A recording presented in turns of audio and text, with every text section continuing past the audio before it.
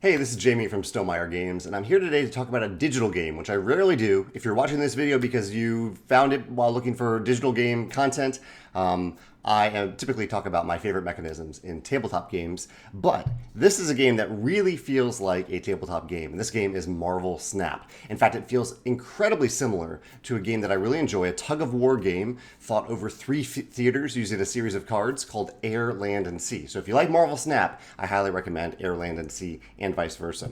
So Marvel Snap, you're going to see my very lo-fi version of this because I am not a reviewer. I just talk about my favorite mechanisms. Marvel Snap is a game where you have these three different locations. I'll talk more about them in a second. And you are trying to have more power at those locations based on Marvel cards that you'll play at those different locations. It's an online, a bit of like a deck builder, collectible card game in that you are unlocking more cards the more you play. And you add those cards to a 12 card deck. So you have a very limited deck size that you can customize and build however you wish. And over the course of exactly 6 rounds, with a few exceptions, but almost always it's exactly 6 rounds, you are trying to have the majority. So you're trying to control 2 different locations or maybe 3 different locations while the opponent only controls 1 or fewer. So very simple gameplay, very easy to play. And also, I guess a key part of it is that the amount of resources that you have to spend increases over the course of a round of the game. So in the first turn of the round, you have 1 resource to spend. So you can play a 1 resource card, then you have 2 resources to spend, and then 3, and then so on. I have a few different mechanisms in this game that I really enjoy because I got hooked on this game last week. I pretty much only played it over the course of one day, but I played it a lot, and then I tried to get back to business because it was very distracting. It's a really, really good game. And I love tug of war games where you're trying to control different locations like this. And the sense of progression in the game as you're unlocking new cards and deciding if you want to put those cards in your deck feels really good. But I want to talk about the core gameplay itself, not the unlocking, not the kind of the digital engagement of this game. And there are a few things about that. And I think the biggest hook for me, my favorite mechanism, is the location system. So I mentioned in Air, Land, and Sea, it is a similar game in that you have 3 different locations, 3 different theaters that you are competing to have more power on in each of those theaters. That's the core system in Air, Land, and Sea. In this game, very similar, except the hook is that these 3 locations are different every time you play. And they are revealed at different times. So they each have different abilities. Here's one. The Wakandan Embassy says, give +2 power to cards in players' hands. There's another one where it comes into play, you draw a card. There are locations that change the number of rounds. There's one that says cards can't be destroyed if they're here, things like that. Tons of different locations from the Marvel universe that have different abilities. I love that. I love that how that changes every time you play. You might have a deck that's built around, that's like in general a good deck, but the locations that come out might change the value of your deck itself.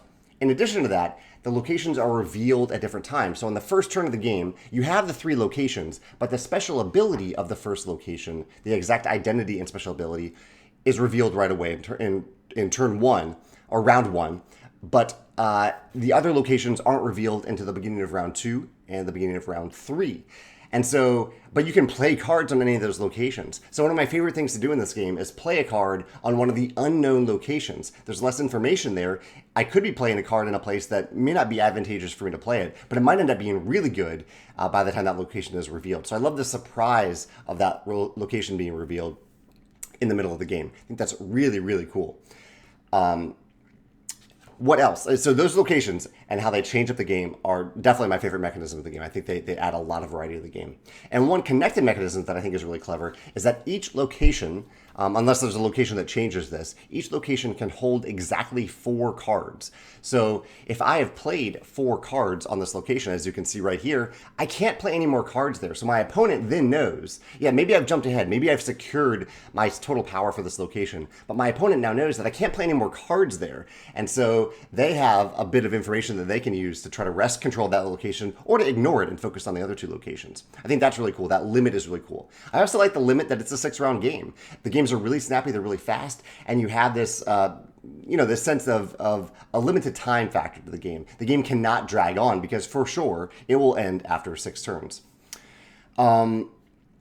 Also, one element related to the digital game a little bit is that the game, there's a simultaneous reveal factor to the game. And I think this is an element where the digital game succeeds, where a tabletop version of this game, it would be a little bit more difficult to pull this off. It would be possible, but a little bit more difficult in that you're playing your cards in each round simultaneously. So I'm selecting cards from hand, card or cards, and it's also selecting the locations where I want to play them. But my opponent does not know that information. They are doing the same thing at the same time. You could do this on the tabletop, but it's a little bit harder. You could play a card face down on the tabletop, but you would need a separate mechanism to determine where you are playing that card, so you're not giving that information away to your opponent. And the one other thing that I think is really, really cool, clever about this game is the snap mechanism. It's called Marvel Snap for a reason. And that is, you get a certain number of points. You can see this little box up here. You get a certain number of points if you win the game.